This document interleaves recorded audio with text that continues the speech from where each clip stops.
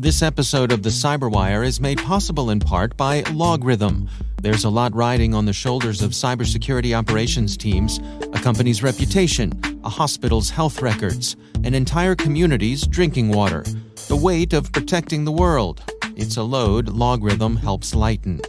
Logarithm's engineers and analysts have been on the front lines of many of the world's most significant attempted cyber attacks.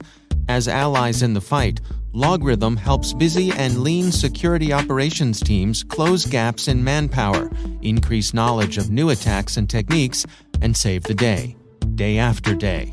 Learn more at logarithm.com.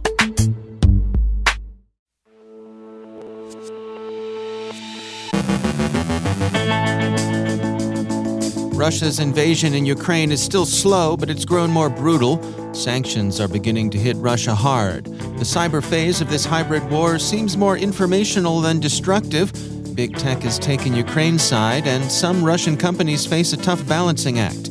Our guest is Lavi Lazarovitz from CyberArk with predictions on supply chain security, Malek Ben Salem from Accenture on deploying effective deception systems, and ransomware continues to pester major corporations.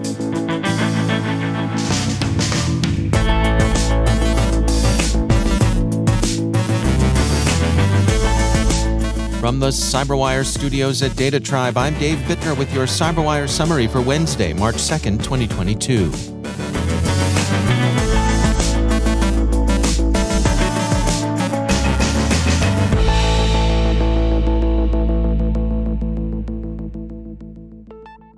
Russia's invasion of Ukraine has proceeded at a slower pace than Russia had expected.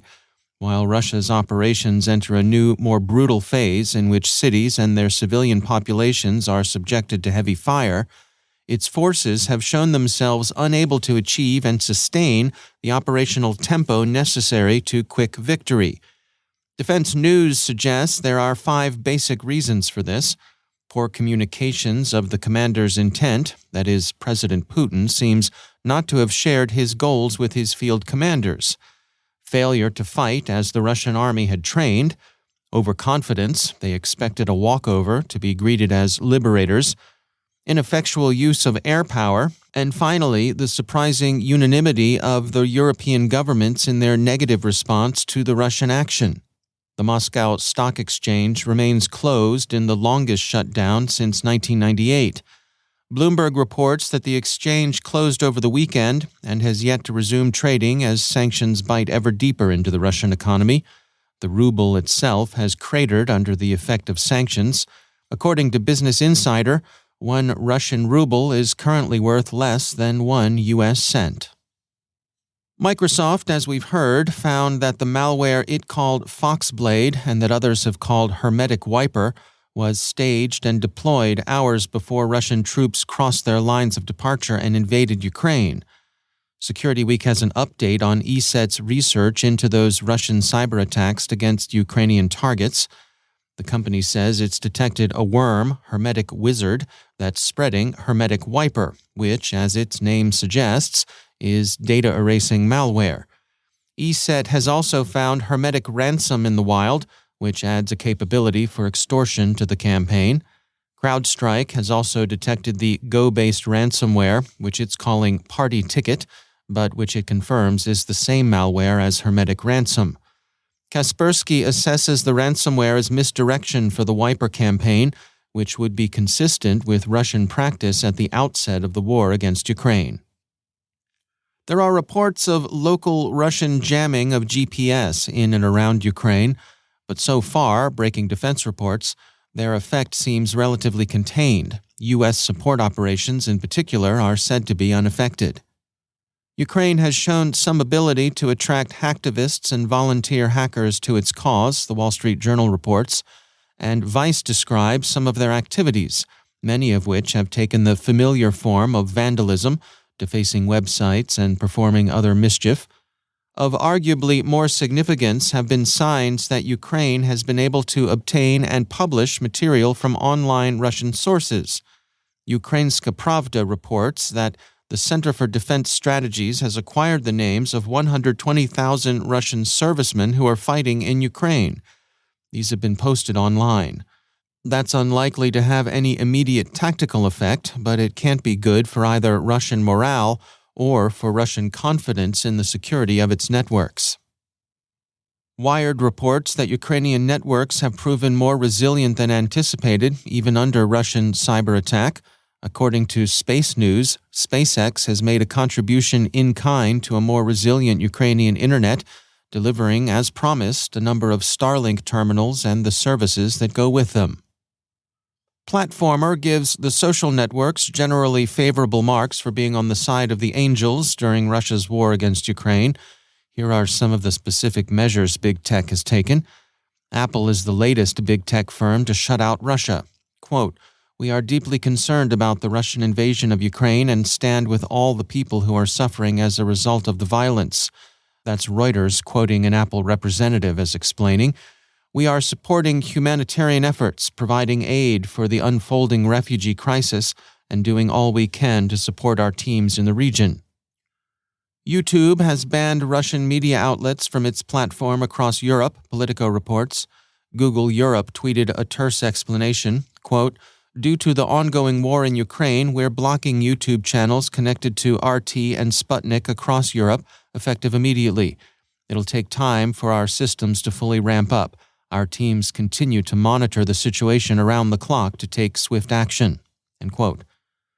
Facebook's corporate parent Meta has taken two steps. It's both demoting Russian media content as probable disinformation, and it's seeking to improve user safety with an encrypted Instagram messaging app. According to protocol, Meta's president of global affairs sees the second move as particularly important. Quote, "We think it essential, as long as this continues, that the ordinary Russians can use our services to express themselves, organize and protest, and reach out to family and friends in the wider community." End quote.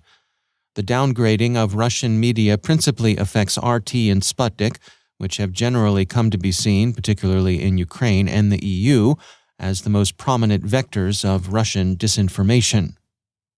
No one is really buying the Russian line that the war was necessary to denazify a genocidal Ukrainian fascist junta that was itself bent on Russia's destruction, and it's difficult to find much conviction anymore in the routine Russian diplomatic assertions repeated on Russian domestic media that, no, really, that's what's going on here. One well-known Russian company, and a company that has customers abroad because it produces a product that people actually want, is the cybersecurity firm Kaspersky. Kaspersky hasn't been free of suspicion of Kremlin influence. Indeed, a few years ago, its antivirus products were excluded from U.S. government networks on the grounds that they allegedly collected too much information about the networks they protected. But in general, Kaspersky has achieved international status as a normal company. Presently, according to Vice, Kaspersky is attempting a difficult balancing act. It's a Russian business trying to occupy a neutral ground in Russia's war against Ukraine. Founder Eugene Kaspersky's tweets include these, quote, "We welcome the start of negotiations to resolve the current situation in Ukraine and hope that they will lead to a cessation of hostilities and a compromise. We believe that peaceful dialogue is the only possible instrument for resolving conflicts. War isn't good for anyone." End quote. Also, quote, "Like the rest of the world, we are in shock regarding the recent events. The main thing we can do in this situation is provide uninterrupted functioning of our products and services globally." End quote. Leaving Russia's war in Ukraine aside, we turn to some of the other developments in cyberspace. Huntress has updated its research into an APT it associates with North Korea, and which is generally being called Baby Shark. The threat actor's operational practices are consistent with those Palo Alto Networks last month observed being used earlier against think tanks, and Huntress says the attack it observed was significantly customized and tailored to the specific victim environment, indicating a targeted attack. The initial infection vector was phishing. Huntress counsels that preventative measures alone are insufficient for protection, and that organizations should make full use of logging, monitoring, and hunting. Researchers at JFrog report finding 5 security vulnerabilities in PJSIP, a widely used open-source multimedia communication library developed by Tellu. Toyota's suspension of production in Japan, which a cyber attack on a third-party supplier induced, is now over. The disruption to the manufacturing lines lasted 1 day, Edge Markets reports. According to CNN, 14 factories were affected. TechCrunch reports that the cyber incident U.S. chip manufacturer NVIDIA suffered was a ransomware attack, and that the company has confirmed that the attackers have begun to leak stolen information online. Some of the stolen data includes employee credentials. A Form 8K that insurance giant Aon filed with the U.S. Securities and Exchange Commission disclosed that the company was investigating a cyber incident it detected on February 25th, computing reports. Aon says that its operations were unaffected. Quote, "The incident has not had a significant impact on our operations. We remain focused on our clients, and our ability to serve them has not been impacted by this event." End quote. Finally, we return to the Russian war against Ukraine. People are asking what kinds of cyber action is permissible under the laws of armed conflict. Consider the hacking of electric vehicle charging stations in Russia, which Vice reports have been displaying demotic assessments of Mr. Putin's leadership. Are such defacements war crimes? No, almost certainly not, even though the laws of conflict in cyberspace are still at what we might call an aspirational stage. Website or device defacement that say, as they have, in which we bleep because we're a family show, Putin is a blank head, as have been observed in Russia, don't present any obvious criminal case, no more than claims that the Russian president has now established himself as the world's most toxic man. Indeed, under some domestic legal systems, they might not even constitute civil tort. Under U.S. law, to take one example, truth is an absolute defense to an accusation of slander. Reflect on that in your Dasha, President Blankhead, or on your yacht, at least until it's seized by Interpol, Blankhead.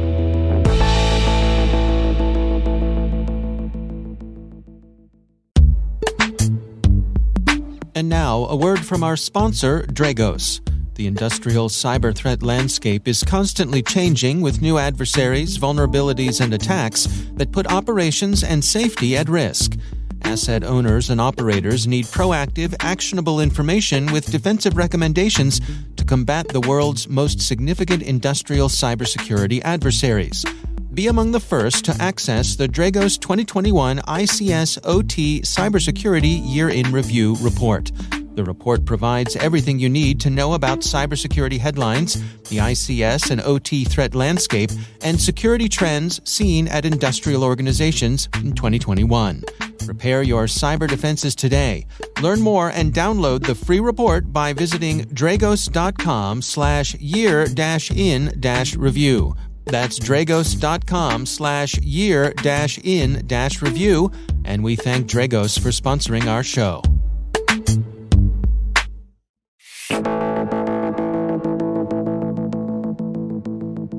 Where open-source software meets supply chains, there's ample opportunity for vulnerabilities, and given the recent focus on supply chains by threat actors, it's fair to say there's increased vigilance on the part of developers. Lavi Lazarovitz is head of research on CyberArk's labs team, and I spoke with him on the topic of supply chains and open-source software. When we all organizations, all software vendors, suppliers use the same open source libraries, codes, and packages, we also replicate vulnerabilities. And this is why I think that this is the essence of the significant attack surface that is now being utilized by many threat actors.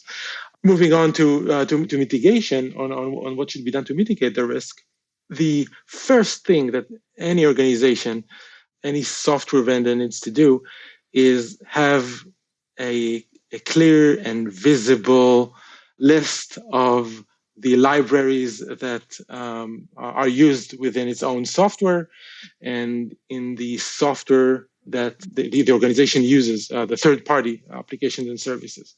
And although it sounds pretty obvious and simple, this is not the case. Knowing what packages I'm using in my code that I imported for my software or the software that I develop is not a trivial task, and there are a lot of tools out there that help with that. But this would be the first thing that organizations should do. Because after you know what you have, then you can respond quickly. You can look for common vulnerabilities in those packages that might be prone to severe vulnerabilities, like authentication algorithm or mechanism. So those would be, I would start from there. You know, I've heard it said about open source software that one of the advantages is that by its very nature, it has a lot of eyes on it. There's a lot of, it's available for people from all over to take a look and make sure that it's secure. In response to what we've seen from some of these supply chain attacks, I've seen other folks say, you know, these days that might be a bit of a myth. What's your take on that? So we all know, and I really think that the old saying that there is no such thing as security by obscurity, I really think, I really stick to it. I really think this is true. I think that in many cases where the mechanism, the algorithm is not visible, when there is a vulnerability there, it might explode, and it might be its impact would be enormous. And when you have a whole community looking into the code, then huge mishaps, they have a potential to be detected a bit before the vulnerability cause some major exploitation or severe exploitation. So my take on it is that the visibility into the code is a clear advantage. So you can also say, Dave, that okay, so if the community has visibility, the threat actors has visibility as well. But this is where I think that a large number plays a role.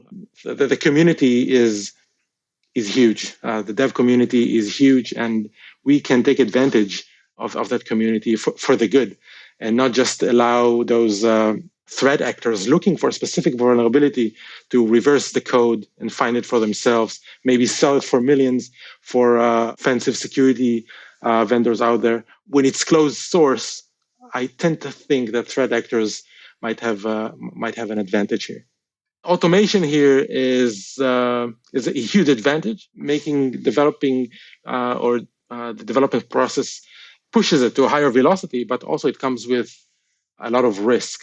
So I gotta say there is no silver bullet here. I would start from assuming breach and try to reduce the attack surface or contain the attack while assuming the threat actor is on my machine, and then work back to make sure that I am aware what code I'm using. So when something big comes up, I know what I have, and I know if I need to respond or not.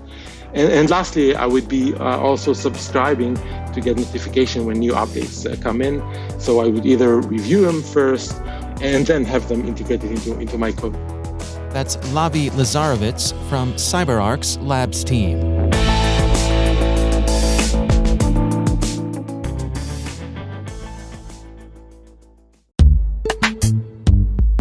And now, a word from our sponsor, SpyCloud. SpyCloud constantly recovers and analyzes new data from the criminal underground, a realm packed with credentials, personal information, passwords, and customer information exposed in third-party data breaches, combo lists, and malware infections. With SpyCloud, you now have access to this data that historically has not been available and can take preventative efforts to defend your business against costly cyber attacks and hard-to-detect fraud that can negatively impact your bottom line and brand reputation.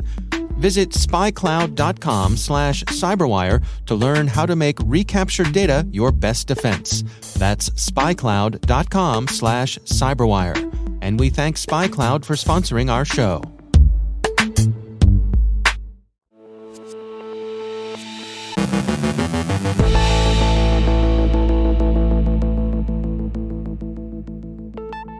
And I'm pleased to be joined once again by Malek Ben Salem. She is the Technology Research Director of Security at Accenture. Malek, it is always great to have you back. We are talking today about this notion of deception systems for software resilience, an interesting topic. What do you have to share with us?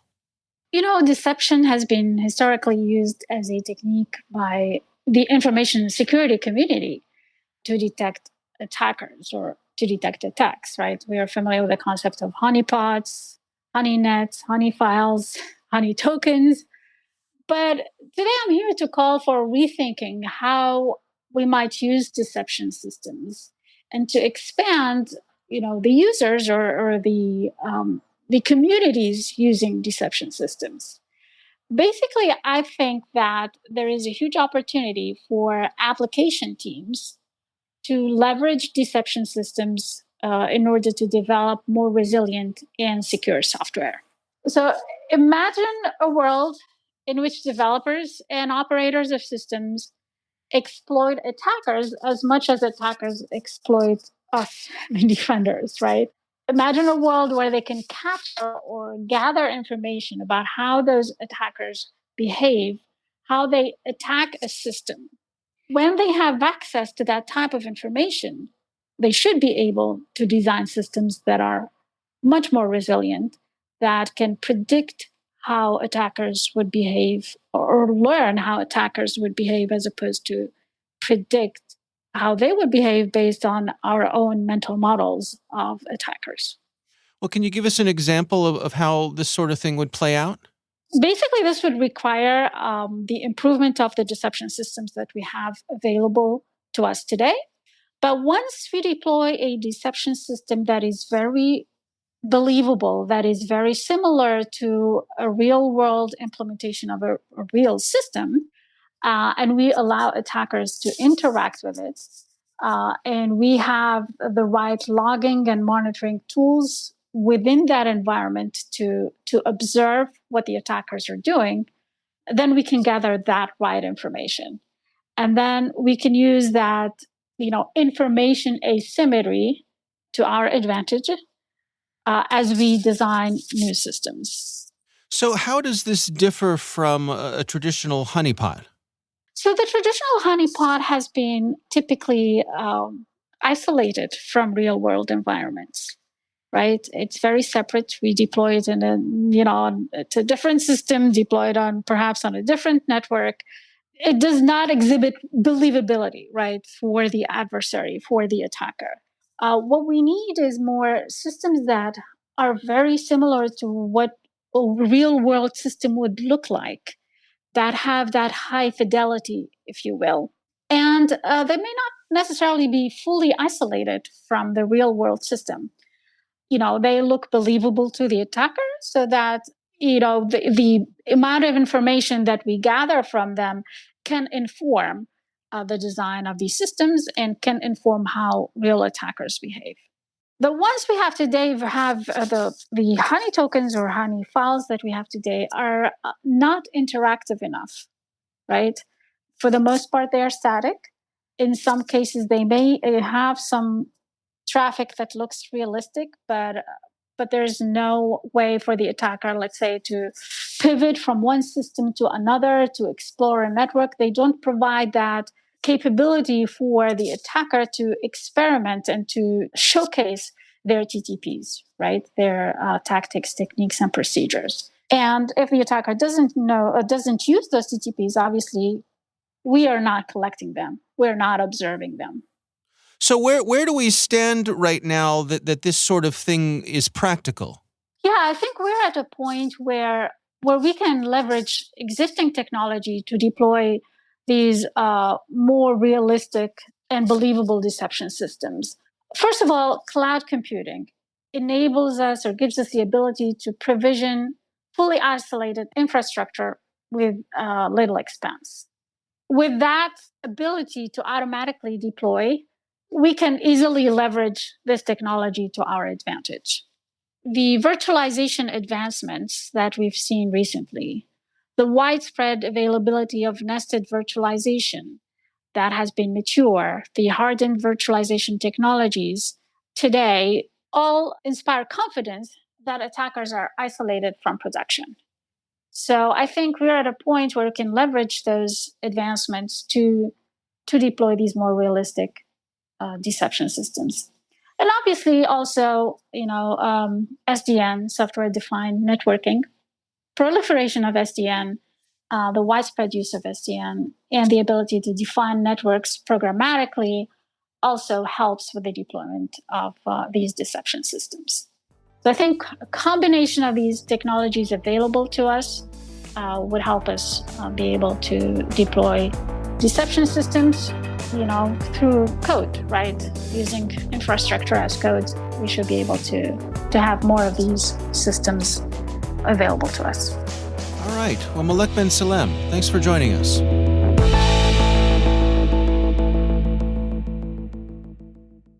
Thanks to the sponsors who make the CyberWire possible, especially our supporting sponsor, the Johns Hopkins University Information Security Institute, providing the foundational knowledge to meet the growing need for highly skilled information assurance and privacy professionals.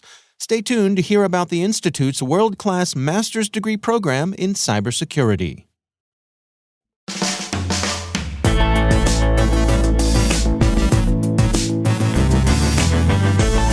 And that's the CyberWire. For links to all of today's stories, check out our daily briefing at thecyberwire.com. The CyberWire podcast is proudly produced in Maryland out of the startup studios of Data Tribe, where they're co-building the next generation of cybersecurity teams and technologies. Our amazing CyberWire team is Elliot Peltzman, Trey Hester, Brendan Karpf, Eliana White, Peru Prakash, Justin Sabi, Tim Nodar, Joe Kerrigan, Carol Terrio, Ben Yellen, Nick Valecki, Gina Johnson, Bennett Moe, Chris Russell, John Petrick, Jennifer Iben, Rick Howard, Peter Kilpie, and I'm Dave Bittner. Thanks for listening. We'll see you back here tomorrow.